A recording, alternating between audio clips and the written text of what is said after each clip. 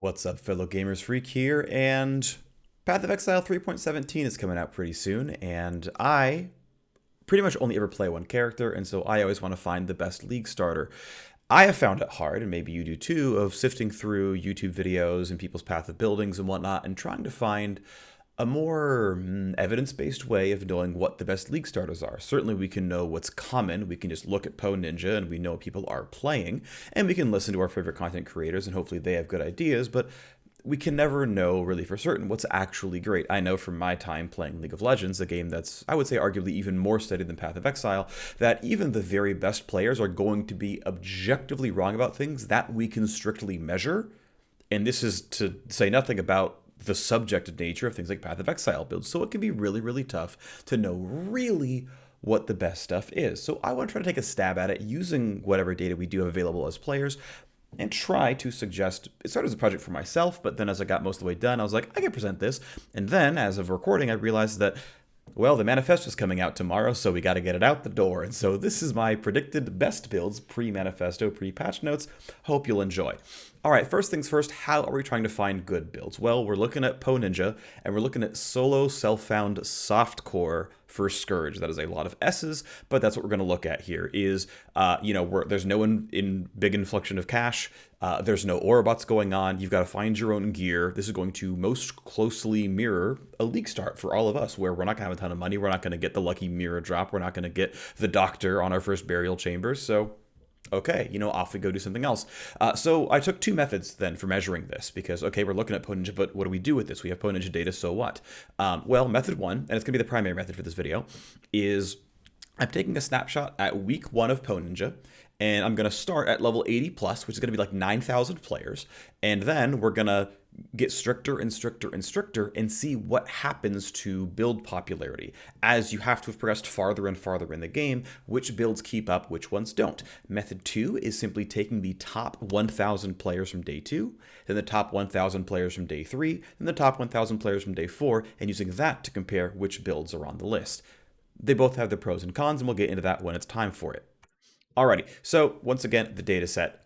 We took every level from 80 all the way through 100 for the week 1 snapshot and said, okay, which builds are level 80 plus, 8,961, which builds are level 81 plus, which builds are 82 plus, 83 plus, 80, etc., etc., etc. Just pointing out the breakpoints where you can cut down half the players. So about half the players in this data set were between 80 and 86. We go to 87 plus and we have half the players.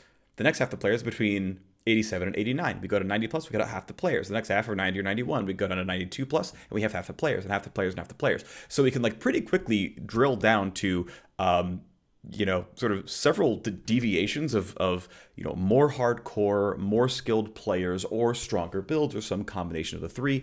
We'll talk about some of the limitations here in a second, but this is the data set. These are how many exiles we are graphing and charting at each sort of level of experience. I mean, quite literally level of experience.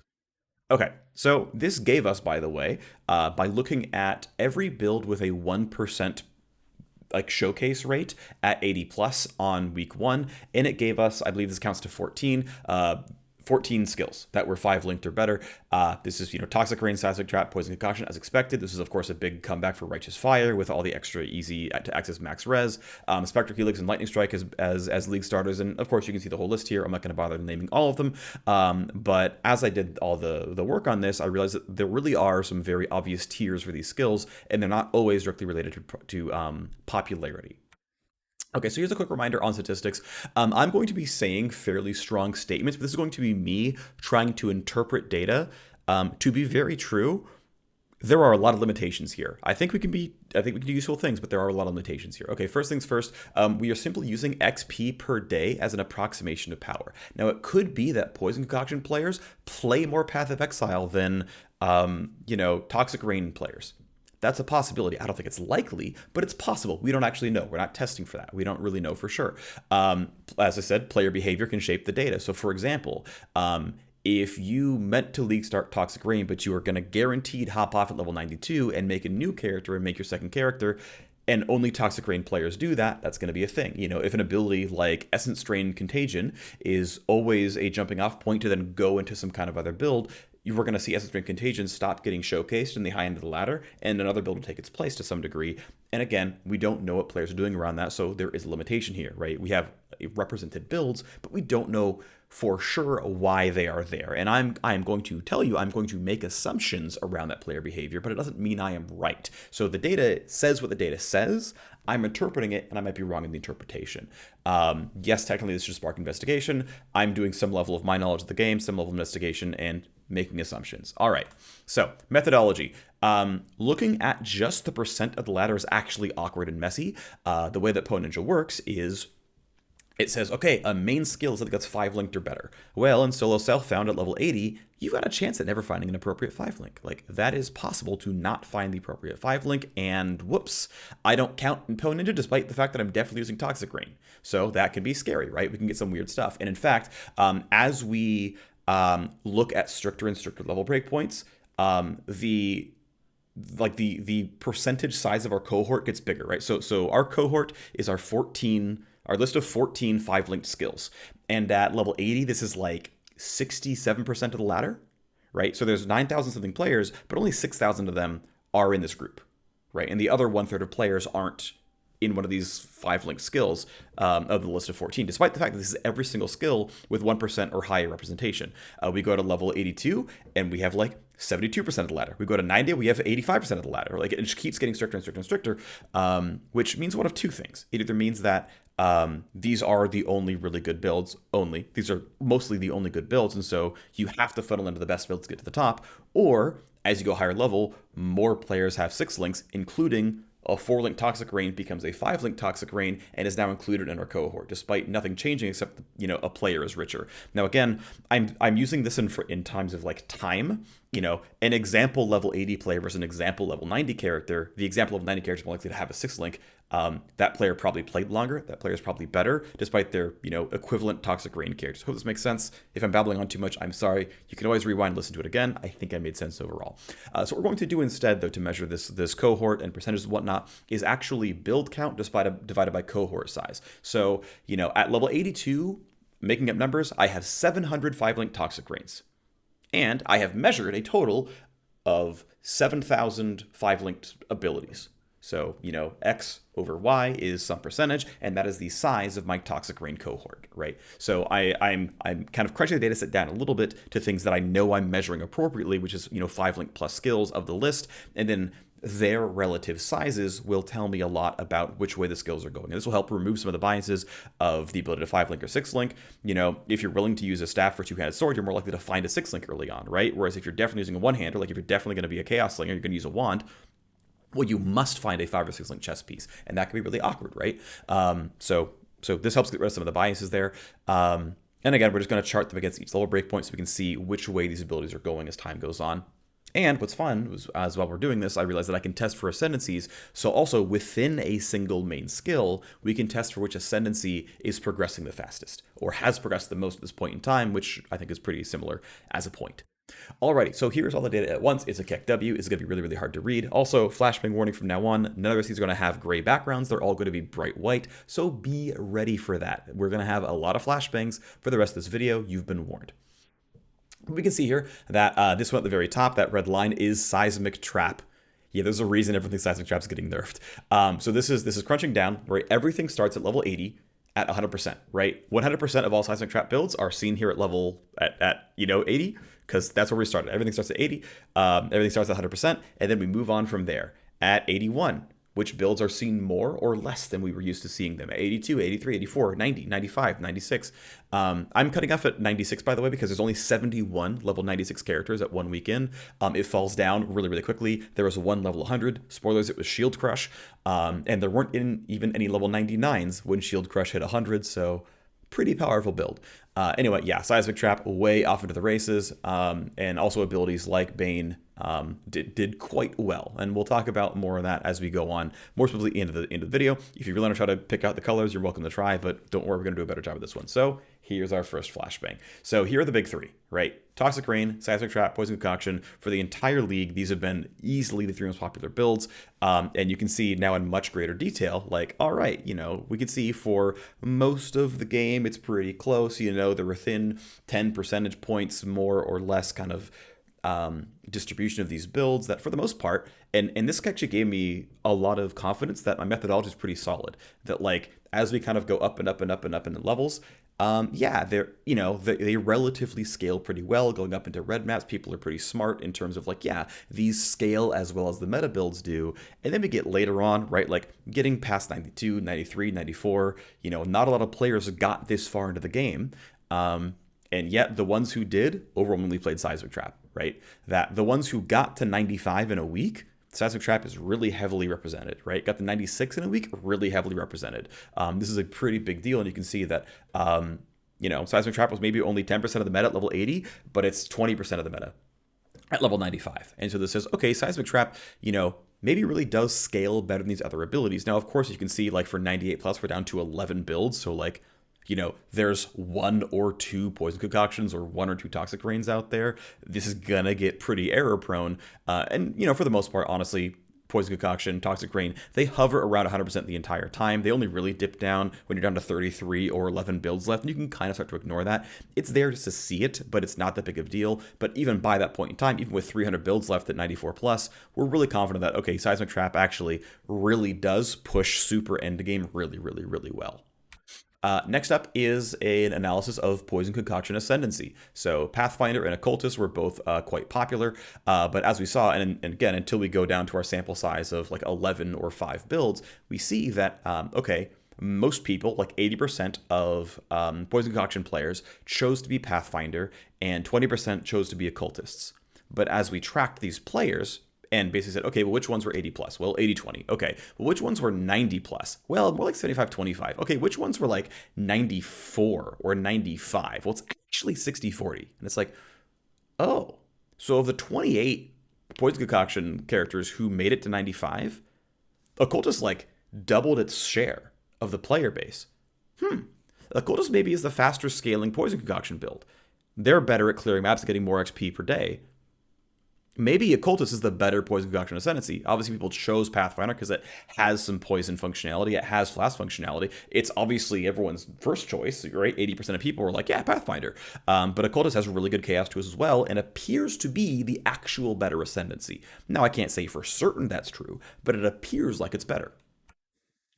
Then we go into like sort of the next tier, right? Sort of the B tier of skills where they got some play: Righteous Fire, Spectral Helix, Lightning Strike, and Bane. And again, I want to point out that we are measuring a 1-week snapshot. So, we don't know for sure what build you were playing days 1 through 4, 1 through 5, 1 through 6. But by the time you got to day 7, what were you 6-socketing? What were you 5-linking? This build. And what happened with that build? Well, Righteous Fire didn't get very far. Is kind of what happened here, right? Like maybe you made a chieftain, or maybe you made an inquisitor, or maybe you made whatever, but when it came down to it, the Righteous Fire builds weren't progressing nearly as fast anymore. They didn't get very far by the end of the first week. They're, really, normally distributed, equally distributed for the first several levels, up to 90 or so. Same with Spectral Helix, same with Lightning Strike, same with Bane, but kind of fell off a cliff. So what you can really see here is that it seems like, really weapon-based attack builds like Spectral Helix, which is basically just almost just percentage of total weapon attack damage, just kind of falls off. Righteous Fire, of course, we know is pretty hard to scale. You run out of ways to get more health and everything else pretty fast.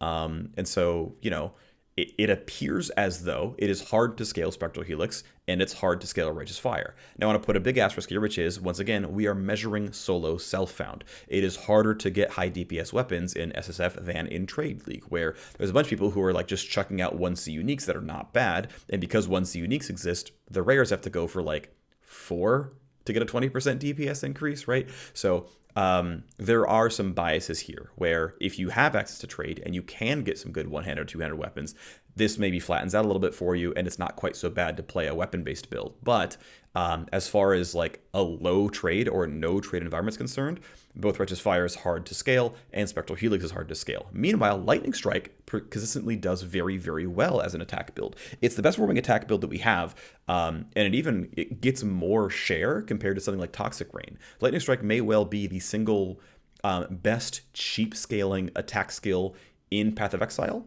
at least for the popular ones. Bane also does really, really well. Certainly there's a small dip down here around level 91, 92 before it goes back up.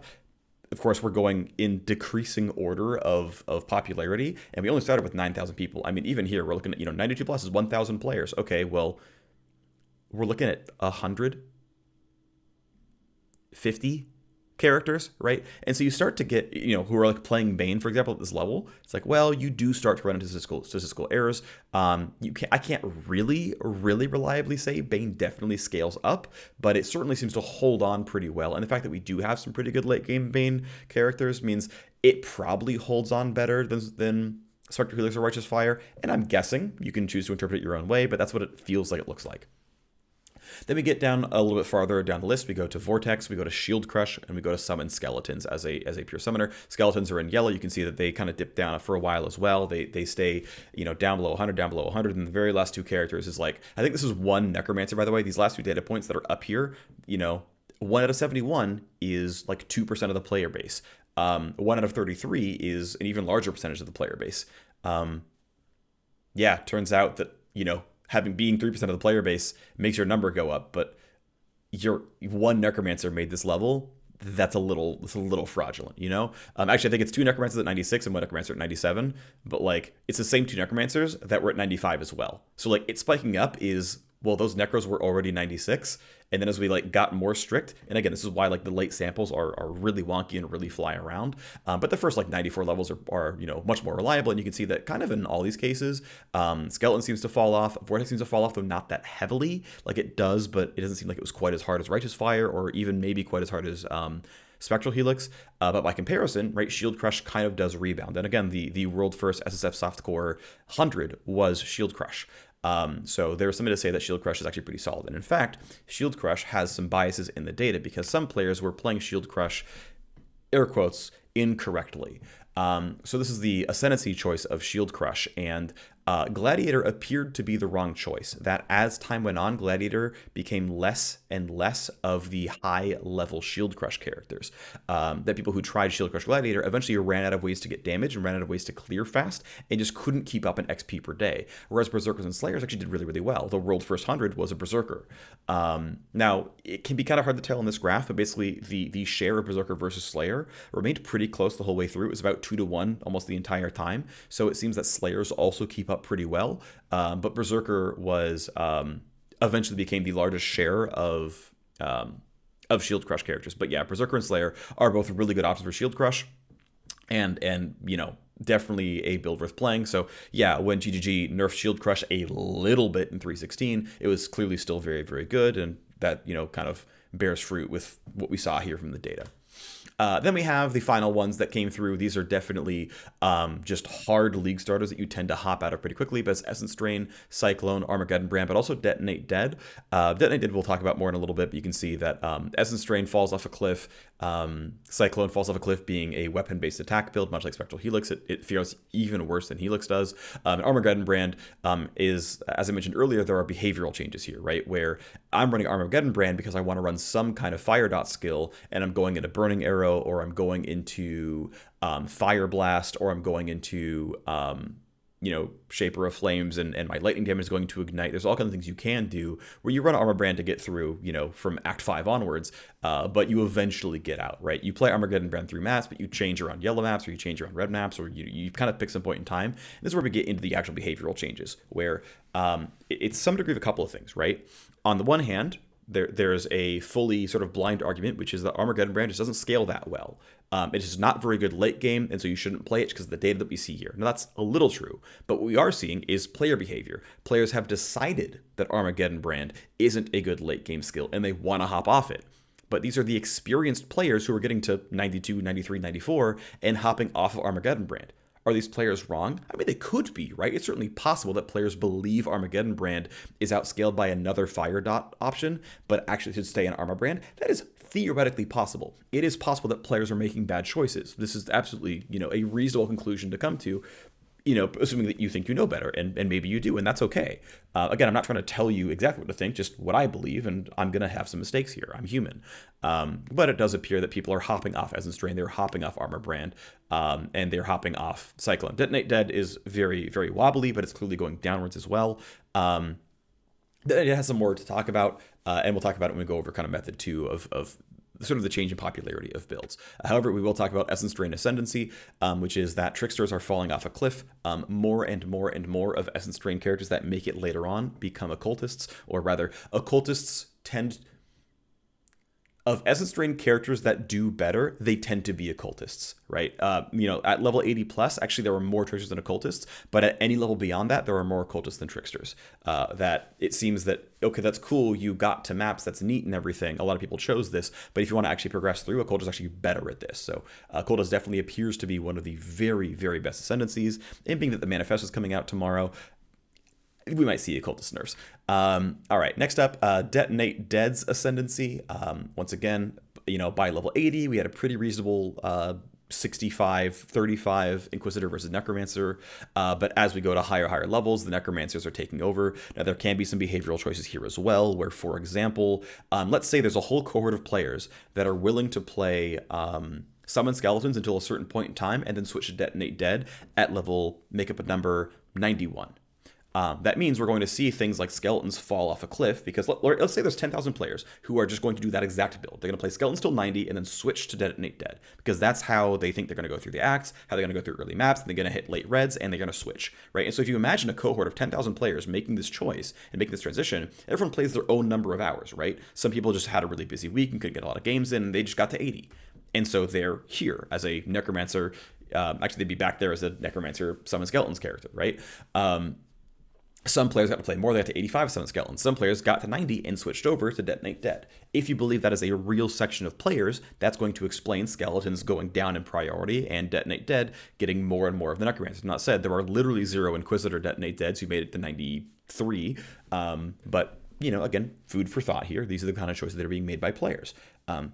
Erroneously, correctly, who knows, but this is clearly indicating that players believe this, and results are at least backing up the fact this is what's happening. So here is my graph for method 2. You don't have to spend too long looking at this. We're going to be on this for a little bit, though. Essentially, this is taking the different method. This is saying, okay, show me the top 1,000 of the ladder at day 2. Show me the top 1,000, which means, instead of the top 9K, we're looking at the top 1K, so it's a much more selective group of players. This was still, by the way, at day 2, this was 85 plus. So even though we're looking at day 2, we're looking at level 85 day 2 versus, remember, our old data set. Our first point was week 1 level 80. So less time, more XP for like the baseline character. Obviously, by day 2, not a lot of players get to 85 plus. It's only 1,000 players, about 1,100 exiles. That's where we go. But this is going to be essentially much more of a popularity graph. And it doesn't do a very good job of telling you what's actually strong. So the really, really big yellow line up at the top that shoots up there, above 200% by, day 5, that's Poison Concoction. That's players by day 3 or 4 realizing, oh, Poison Concoction's good. I'm going to go play that build. And people are hopping onto Poison Concoction by day 4 or 5. Now, I don't think this is actually at power spikes at level 90 and we get there. I think this is truly player behavior is shifting over, which is why I felt this was a much worse method for trying to suss out power, because we're looking at player behavior trends over time. For example, the one on the very, very far right, the one that shoots off right over there, the other yellow line that's a little bit thinner, that one is Detonate Dead. And the last 2 points in the graph, by the way, down at the bottom, that's week 2, 14 days, and week 3, 21 days. And so as we can see, it's like, well, at week 1, Detonate Dead was right in the jump, right in the middle, at, about 100%. Like, it had the similar play rate to what it had on day 0 or day 2 or whatever, where it's like, yeah, people trucked along, they played Detonate Dead, whatever, who cares? And then we go a week later, and it's double its relative share of players. And we go to week 3, and it's 2.7x its relative share of players. And it's like, oh, this build caught on among elite players, right? Among the top 1,000, this build caught on, and this is what people are playing at SSF now. So, that's what we're really seeing, is we're seeing behavioral changes. Now, again, these can be relevant, these can still be accurate, and we're seeing things like Shield Crush and whatnot. The thicker green line as well, it's kind of going up through the middle, very slowly, kind of up and to the right the whole time, is Righteous Fire. It's one where, again, I think people don't play it on day 1 and day 2. They get their gear online, and then they convert the character to Righteous Fire. Like, they're going to do Fire Cyclone or something up until that point in time. And so we see things like Bladestorm fall off and Cyclone fall off and whatnot, and we see, we suddenly see Righteous Fire take off at day 2 and take off at day 3, and it's like, it's more and more popular because it doesn't actually appear to be that strong of a build. It doesn't really seem to take off from our other metric of which builds were really high level at 1 week, but it was one that people were putting together. And if we're anchoring ourselves to the day 2 pick rate, well, there's only so many of them because they don't maybe have the gear or the scaling yet. So just as the sort of final graph we're going to look at here, these are the top 600 builds at the end of week 3. This is the very last data point here, right? Week 3, 96 plus, 566 builds. That is this, just in a different form. This is the absolute, ultimately it's absolute count, but it's percentage of the overall ladder, right? So what percentage of 566 people were Toxic Rain primary? 29%. What percentage were Seismic Trap? Like 15%. And so even though we saw this, this resurgence of Detonate Dead by, the 3rd week, by the 2nd week, at week 3, it wasn't that big of a build. This isn't really meaningful in any way, except just to say, hey, this is what populations were doing. But like these were like the popular builds that maintained a spot in the top 1,000 of Solo Self found at the end of week 3 by being level 95 plus, which is a lot of game hours, right? And these are the builds that got them there. These are the gems that were still socketed into a 5 and 6 link by that point in time. Is this interesting? I think a little bit. So that's the video. I am actually very curious how much this gets deleted by the manifesto, but being that I wanted to get it out beforehand because it would be useless afterwards, but at least it's speculative before, it's some fun info. So yeah, Occultist is doing really, really well. As a quick sort of TLDR of builds that I think are going to do really, really well, assuming there are no nerfs, which of course there are going to be, here is my top 6, sadly no visual indicator, but here's my top 6 builds that I would recommend playing in the new league, assuming there are no sweeping changes. Number 1 actually is Shield Crush, Berserker, or Slayer. It was the world first level 100. It doesn't seem like it's going to be popular. It was popular enough last league to immediately warrant nerfs. I feel like GGG is going to let that one happen and let it go through, but we'll see. Number 2 is Lightning Strike Raider. Again, another build that isn't terribly popular. You can see down here at like a 3 to 4% pick rate. Also shouldn't be too terribly popular, but seem to scale really, really well, even without good gear investment. And obviously, on a trade league, you can get even better gear, which should further scale attack builds, and it should make Lightning Strike look really, really good. And again, keep in mind that we are already rolling in bossing power and map clearing power by measuring EXP per day. We're not doing path of building tooltip DPS. We're saying, hey, these players legitimately out-leveled their cohort, right? They out-leveled the Toxic Rain players. They out-leveled the Poison Concoction players. They maybe didn't out-level the Seismic Trap players, but they out-leveled the Bane players. They out-leveled all these other players. So it seems to be very, very performant and very, very strong. So it's my second recommendation. Number 3 is Seismic Trap Saboteur. It's gonna get nerfed, but it is really, really, really good. So hey, if it doesn't get hit too hard, it's an option. Number 4 is a Poison Concoction Occultist.